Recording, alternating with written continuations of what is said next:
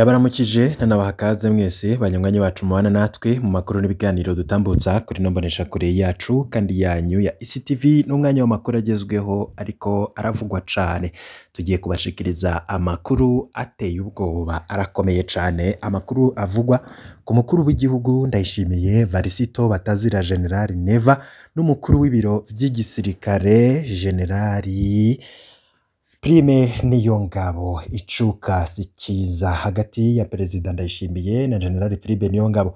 Prime Niyongabo yoba hagira nawe yinjizwe ibohero nk'uko vyagendeye General Alain Guillaume Bunyoni. Mu makuru yacu y'ubuheruka twagiye turabashikiriza twababwiye ko ibintu bitifashe neza cane kubahoze ari abagenzi bakadasohoka ba Petero Nkurunziza na cane abirwije ko itunga ridaharurika mu gihe bari mu butegetsi bwa Perezida Nkurunziza, ariko abo ngabo bose Perezida Ndayishimiye akaba ariko arabereka ko ivyo bintu Petero Nkurunziza yakoze atabishigikiye. Bamwe bati ibisaka vyimbwa vyahiye. None Perezida Ndayishimiye yoba agira ahangare yubahuke gukora kuri General Prime Niyongabo. General Prime Niyongabo birazwi ko ari we muntu umwe rudende yoba asigaye wo mu rwego rwo hejuru cane mu gisirikare akomeye ashigikiye Perezida Ndayishimiye. Ariko nanone amakosa General Prime Niyongabo yagirizwa nayo ni amakosa y'agacamutwe, kandi ngo Perezida Ndayishimiye abantu babonye ko ataco atinya kuba yarubahutse gukura General Alain Guillaume Bunyoni, ngo Prime Niyongabo nawe nyene arashobora kugira ikibazo gikomeye cane. Abandi bati oya ntibikunda, Perezida Ndayishimiye kuri General Prime Niyongabo ntibikunda, arakora ko agasha, ati niwe muntu wenyene amukingiye, ati amukuyeko amaboko General Ndayishimiye yoja mu vyago bikomeye cane. Ngizo inkuru tugiye kugaruka ko, ndetse n'amakuru yo mwibanga twahawe na bamwe mu basirikare n'ibindi vyinshi vyagiye biratangazwa, amakuru twegeranya mu masoko yacu atandukanye maze mukabikurikira umunota ku yundi. Ivyashikiye General Alain Guillaume Bunyoni ngo vyoba ari vyo bigira bishikire General Prime Niyongabo. Prime Niyongabo akuwe mu mabanga yoshigwa hehe? Ikintu gishoboka conyene nuko Prime Niyongabo akuwe mu mabanga yoca yinjizwa umunyororo, kuko Prime Niyongabo yaradugijwe mu mapete nka yose y'igisirikare c'u Burundi, ntashobora kugirwa mushikiranganje wo kwivuna abansi, kuko nyene ngo vyoba ari ukumucisha bugufi. Amakuru tugiye kubashikiriza arahambaye cane. Ibi vya General Prime Niyongabo na Ndayishimiye vyoba vyifashe gute? Nizere ko wamaze gufyonda kuri subscribe, nayo wowe utarayifyonda ko kano nakadiyo keza ko kugira ufyonde ko maze urashikirwa n'inkuru n'ibiganiro dutambutsa. Imyaka 11 General Prime Niyongabo amaze arongoye igisirikare c'u Burundi, n'ubwa mbere ivyo bishitse mu mateka y'u Burundi. Imbere yiwe washoboye kurongora igisirikare umwanya munini yabaye General Majoro Thomas Ndabemeye, yagitwaye imyaka 9, nukuvuga kuva mu mwaka 1967 gushika 1976. Muri iyi myaka 3 iheze, Prime Niyongabo yafatwa nk'inkingi ikomeye y'ubutegetsi bwa Perezida Ndayishimiye, basanzwe banahuriye kuri vyinshi, harimwo nk'uko Ndayishimiye na Niyongabo ari abagenzi ba kera. Ndayishimiye yahagarikiye ubugeni bwa Niyongabo. Mu njyane za Ndayishimiye na Bunyoni, Prime Niyongabo yamye ari uwuhumuriza ko Bunyoni atoshobora gutembagaza ubutegetsi. Mu ruyeri rwo kwigizayo Petero Nkurunziza, Prime Niyongabo yari ku ruhande rwa Ndayishimiye. Muri aya mezi ya nyuma, ishusho y'umwizigirwa wa Perezida Ndayishimiye iriko iratakara kwa General Niyongabo. Igisirikare kivugwamwo ubusuma bukomeye. General Niyongabo aboneka nk'uhagarariye ubwo busuma. Abasirikare baridogera cane Prime Niyongabo. Ndayishimiye bizomugora kumugumana mu gihe abangamiye abandi bajenerali yagiriza ubusuma bakoze kuva kuri Nkurunziza. Amatwi adusumira ngo Generali Niyongabo nawe arabizi ko igihe asigaje mu mabanga coba ari gito cane.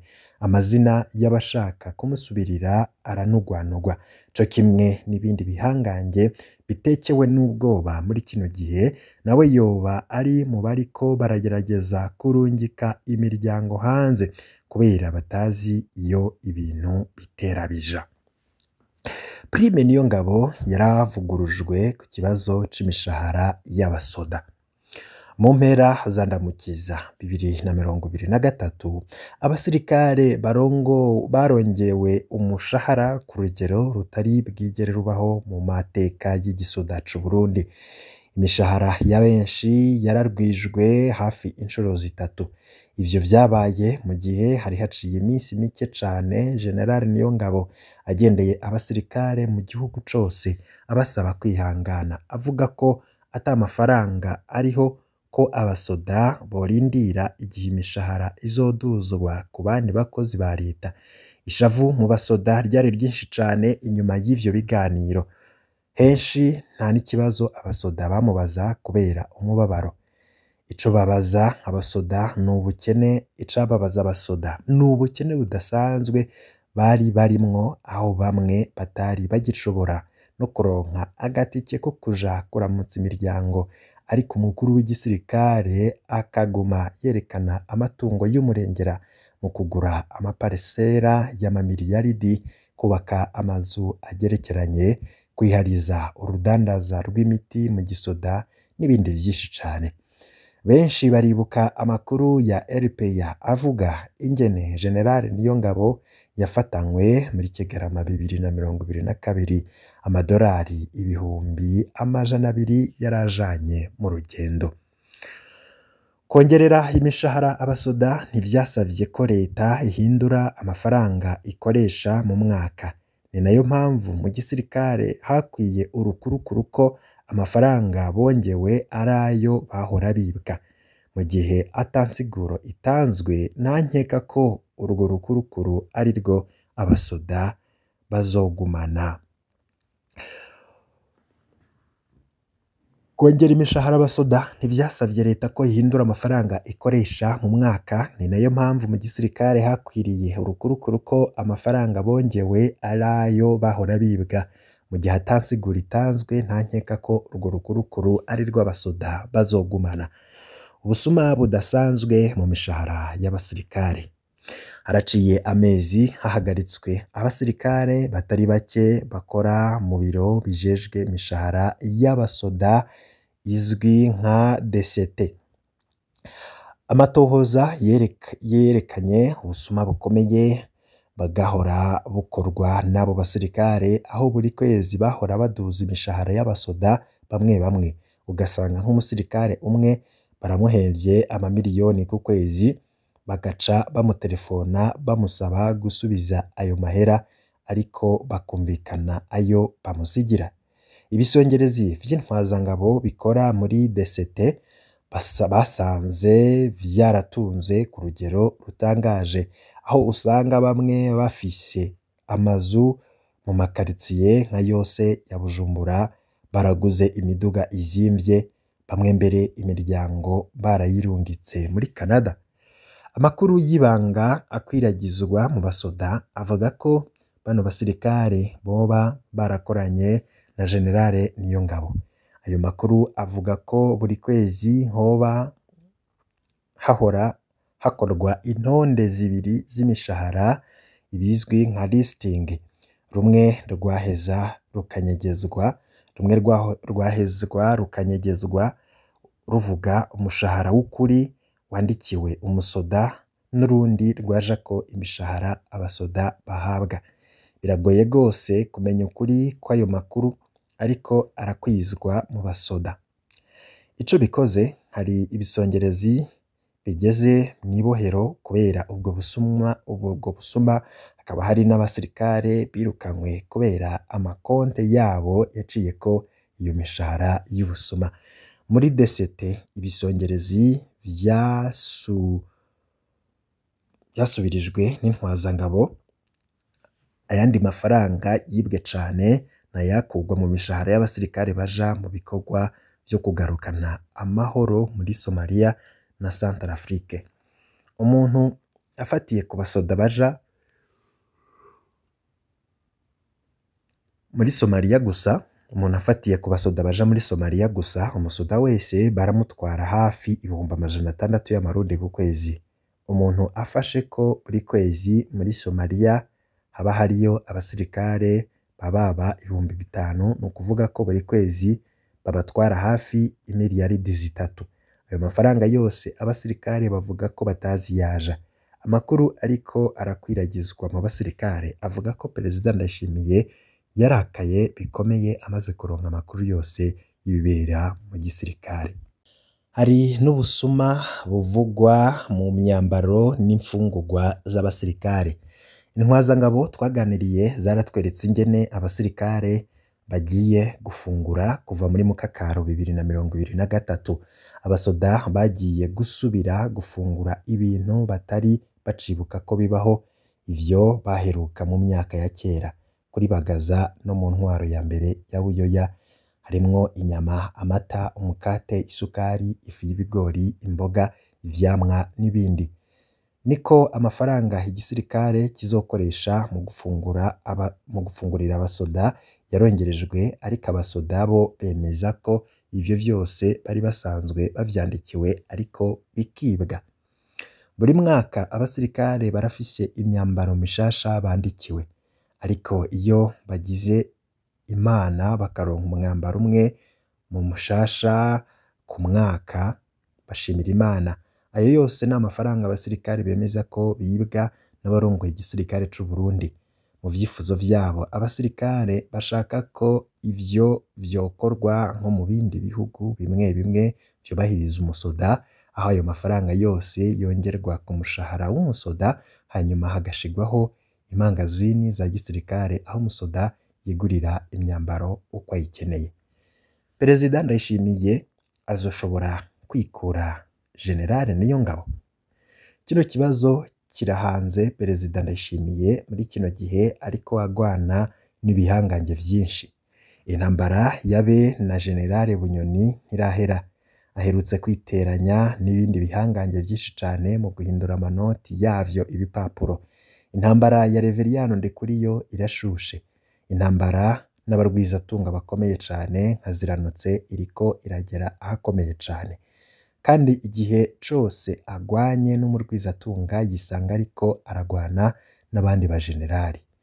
Ubwo ubwoba n'ishavu ni vyinshi mu basenededefudede muri kino gihe. Aho niho bimugoreye kumenya uwundi musirikare yo kwizera akamufasha kurongora igisirikare. Perezida Ndayishimiye abona abahemu mu mpande zose, ntazi abo asigaranye ashobora kwizera. Ku rundi ruhande kugumana General Prime Niyongabo nawe nyene aziko atagikundwa sicoroshe. Ku rundi ruhande kugumana General Prime Niyongabo nawe nyene aziko atagikundwa sicoroshe. Amukuye ntazi iyo aca amushira. Yararangije kumuha amapete yose ashoboka mu gisirikare, ntari bumugire umushikiranganje wo kwivuna abansi. Kumbure azomukura aca amufunga nawe nkuko yagize Bunyoni, canke azomurungika mu buserukizi bw'u Burundi mu makungu, mu Bushinwa canke mu Burusiya nkuko bikunze kugenda ku ntwazangabo zikomeye zigijwe kure. Ico bikoze Perezida Ndayishimiye ntiyorohewe. Ico bikoze ibihe ntivyoroshe kuri Perezida Ndayishimiye. Abo batanguranye nk'abagenzi nka bose bariko bahinduka abansi. Ubusuma bakoze babukoranye na Perezida Nkurunziza, abandi barabubarekeye kugira bagume bashigikiye ikiringo ca gatatu. Guhindura ivyo bintu ku bantu bamaze kumenyera kwihereza amamiliyaridi n'intambara itoroshe. Abasirikare bo bipfuza kuronka indongozi nshasha inyuma y'imyaka 11 mu butegetsi bwa Niyongabo. Umwe mu basirikare bakurikiye ino nkuru yatwandikiye ati: "Somye aya majambo sanze ari ukuri kuzuye. General Prime Niyongabo nibaza ko n'ubu atemera ko twongewe agashahara. Amajambo yavuga yari amajambo y'agasuzuguro. Mu kwezi kwa gatatu agiye gusezera ingabo zari zigiye mu rwego rwa EAC yavuze aya majambo: mwavuze ngo muzonsaza, mwavuze ngo muzondasa amafaranga atabonetse. Nabizaniye nimundase, amafaranga ntayahari, nutuzoboneka muzotubona muri juillet 2023. Naho nyene sibirya mwiyumvira, ni akantu gatoya kazoba kabonetse. Uwumva rero adashoboye kubandanya akora akazi nakure umwambaro yitahire. Ayo ni amajambo ya Prime Niyongabo ku basirikare. Ndayasubiramwo ano majambo akomeye cane kandi ababaje, ati mwavuze ngo muzondasa amafaranga atabonetse. Nabizaniye nimundase, amafaranga ntayahari, nutuzoboneka muzotubona muri juillet 2023. Naho nyene sibirya mwiyumvira, ni akantu gato kazoba kabonetse. Uwumva rero adashoboye kubandanya akora akazi nakura umwambaro yitahire. Ngivyo ivya Generali Prime Niyongabo na Perezida Ndayishimiye. Urugamba ruracakomeye kuri Perezida Ndayishimiye ku bihangange cane cane vyari vyarigize inakorwako. Uru rugamba Perezida Ndayishimiye azorutsinda. No kubandanya dukurikirana kazoza katubikiye vyinshi mu makuru yacu, hanyuma turagaruka ku zindi nkuru zitandukanye ziriko ziravugwa.